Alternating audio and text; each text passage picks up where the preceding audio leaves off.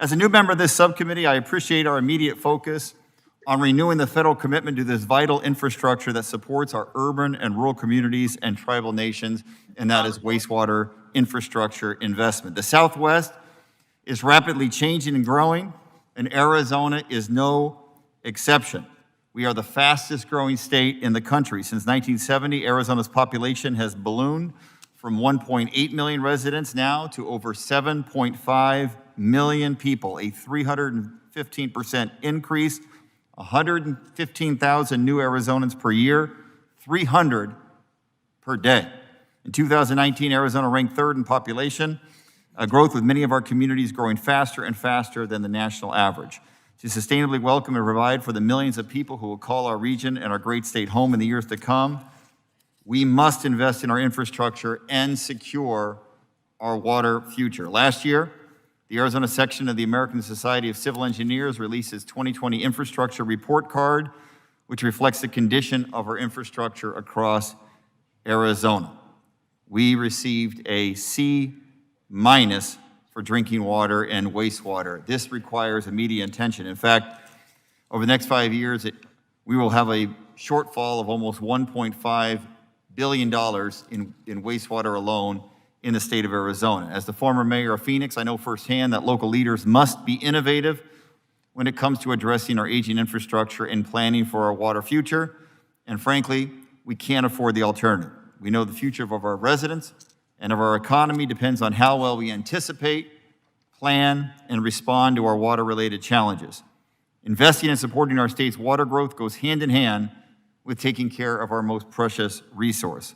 We have to make sure that federal dollars flow to areas throughout the state of Arizona, like those provided through the Clean Water State Revolving Fund, so that we can continue to address these needs in our communities across state, whether rural, tribal, or urban. I have questions for Mr. Molino of Liuna and O.J. McFoy. Mr. McFoy, in addition to providing the federal investment necessary to meet these infrastructure needs, we also must make sure that we have the trained workforce necessary to operate these facilities today and well into the future. The GAO projects that 30 to 50% of the municipal water workforce will be retiring just in the next decade, taking with them decades of experience and knowledge.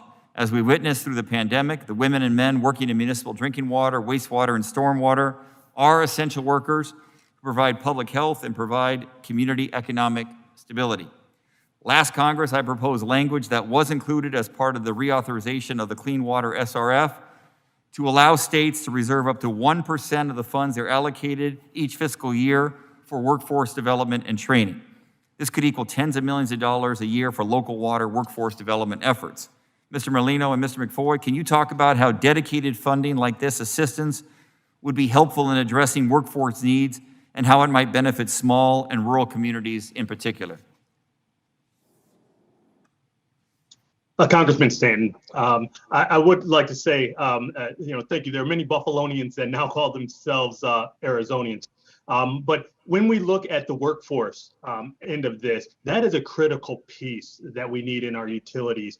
As you had mentioned, our workforce has completely changed over the years. And when you look at the report renewing our workforce that was done in recent years, it focuses in on how that workforce is going to look going forward. Our workforce needs to reflect the communities in which we come from. We really are focusing in here on the water side in Buffalo on equity. We really need our workforce to better reflect our communities and also to make sure that they receive all of the training and development needs that they have to get these good paying jobs that we are here to offer going forward.